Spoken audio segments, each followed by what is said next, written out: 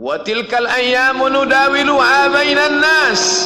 Demikianlah hari demi hari kami pergantikan di antara manusia. Untuk apa hari ini dirubah Allah Ta'ala? Mengapa hari ini datang silih berganti dan kita ada di dalam zaman itu? Liya'lamallahu alladhina amanu. Allah ingin menguji siapa yang imannya tetap istiqamah, siapa yang masih tetap beriman sampai hari ini. Ketika hari berubah, yang dulunya dia adalah orang baik-baik, hari ini berubah menjadi tidak baik. Yusbihu mu'minan, pada waktu pagi dia beriman, wa yumsi kafiran, petang hari dia berubah menjadi kafir. Maka kita selalu meminta, ya muqallibal qulub, wahai engkau yang membolak-balikkan hati, tsabbit qulubana, kokohkan hati kami, ala dinik, dalam agamamu, wa ala ta'atik, dalam ketaatan kepadamu. Berapa banyak yang dulu susah melarat, miskin, untuk sesuap nasi pun sulit, tapi begitu dilapangkan Allah rezekinya, tidak menjadi hamba yang bersyukur. Dia lalai, dia sangka itu karena jerih payahnya, dia kufur nikmat Allah Subhanahu wa ta'ala. Tapi siang hari ini, alhamdulillah, ada hamba yang disehatkan Allah, dia tetap bersyukur. Ada hamba yang ditingkatkan Allah rezekinya, dia tetap bersyukur.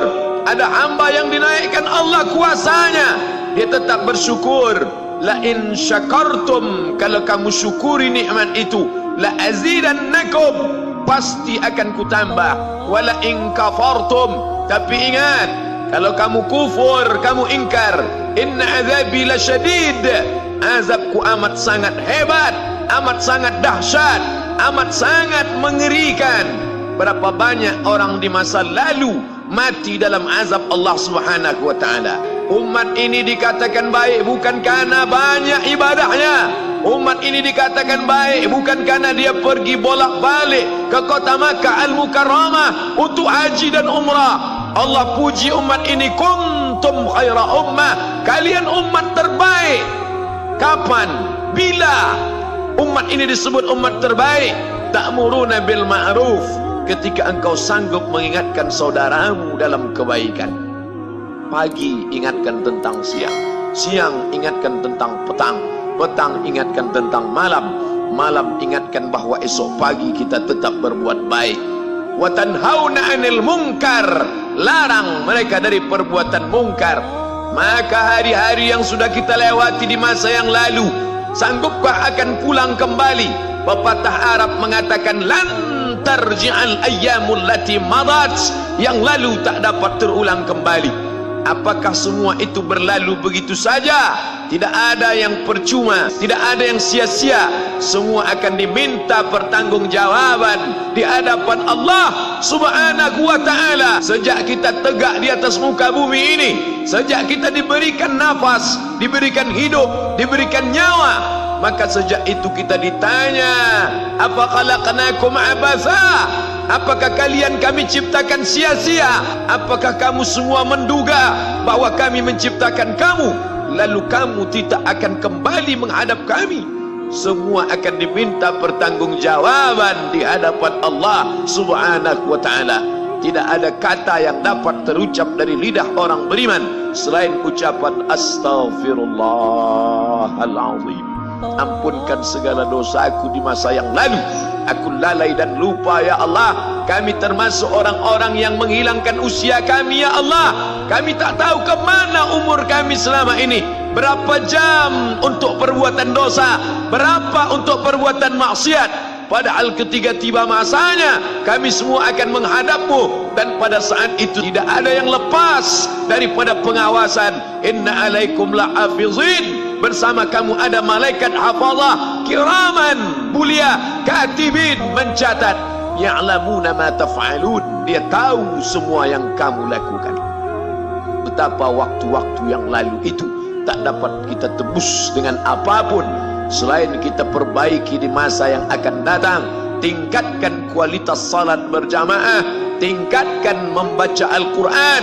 Andai usia kita sudah lanjut, tak dapat kita jemput, maka kita didik anak cucu generasi akan datang menjadi generasi yang Qurani dan Islami. Sab'atun yudhilluhumullah, ada 7 di antara yang dapat naungan Allah. Yauma la dhilla illa dhilluh, hari itu tidak ada naungan kecuali naungan Allah Subhanahu wa taala. Di antara yang mendapat naungan itu adalah syabun, anak muda, nasya'at fi ibadatillah, anak muda yang tumbuh beribadah kepada Allah Subhanahu wa taala. Andai masa muda kita penuh dosa, andai masa muda kita penuh narkoba, andai masa muda kita penuh zina, wal iyadzu billah wa na'udzu billah, jangan sangka Allah tutup pintu taubat. Innallaha la yaghfiru ay yushraka bihi, Allah tak terima taubat orang yang mempersekutukannya. Wa yaghfiru ma duna dzalika liman yasha, tapi taubat selain itu diterima, dibukakan Allah taala. Mari perbaiki anak menantu, cucu, kawan, sahabat, andai talat, ajak ke jalan Allah Subhanahu wa taala. Itulah salah satu memperbaiki yang masa lalu, kita perbaiki di masa yang akan datang. Di antara tujuan Allah mengapa dia buat kita masih hidup di akhir tahun ini, liya'lamallahu allazina amanu, Allah menguji siapa yang masih tetap dalam istiqamah iman dan Islam. Tujuan kedua, mengapa Allah buat kita hidup sampai hari ini? Wa yattakhidha minkum syuhada, wa yattakhidha minkum syuhada, Allah ingin melihat siapa di antara kita ini yang layak untuk menjadi syuhada. Iskariman, hidup mulia, au mut syahidan, atau mati syahid. Pilihan orang Islam tidak banyak. Kalau hidup, hidup mulia. Kalau mati, mati syahid. Jangan hidup hina, mati terlunta-lunta, tidak diterima Allah Subhanahu wa taala. Hidup mulia atau mati syahid dipersaksikan oleh para malaikat. Man kharaja fi talabil ilmi, siapa yang keluar rumah dengan niat menuntut ilmu, fahuwa fi sabilillah, maka dia seperti orang yang berjihad fi sabilillah, yang jauh meninggalkan kampung halaman, menuntut ilmu di perantauan.